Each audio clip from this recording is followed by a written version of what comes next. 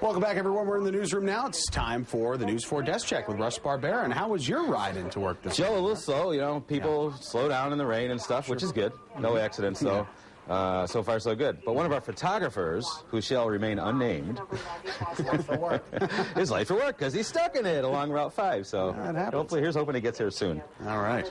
New York State Thruway Authority, as you've been listening to Anthony all morning, is warning the truckers, and these guys know this, but it's invariably somebody still doesn't heed the warning. Sure. But those high-profile trucks and these winds are an issue driving along the thruway along the lake. So we're going to kind of meander up and down Route 5 this morning and see how the truckers are doing, you know, because they can easily lose control of their vehicles and in these high winds. And also, you know, again, tree limbs, power lines, we'll keep tabs with the power companies and stuff. So hopefully it won't be that big of a deal, but WIVB.com for all the updates.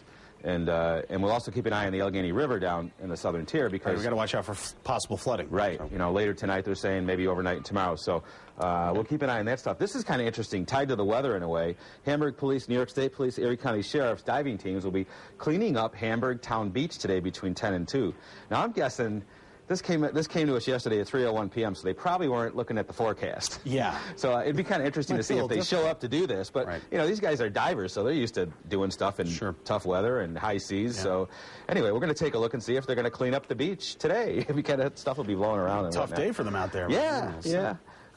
Listen, the libraries and people who use the libraries and other cultural groups who've either gotten their funding totally slashed or slashed greatly, we'll find out today if the legislature has come up with a way to restore some of the funding for the libraries and all the other culturals who have lost all their money, all their funding in County Executive Collins' budget.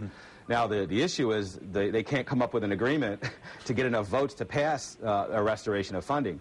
The interesting thing is this. They have to, if they come up with a plan that the county executive doesn't like, he can veto it. So they'll need 10 votes to override those vetoes to allow the funding to take place.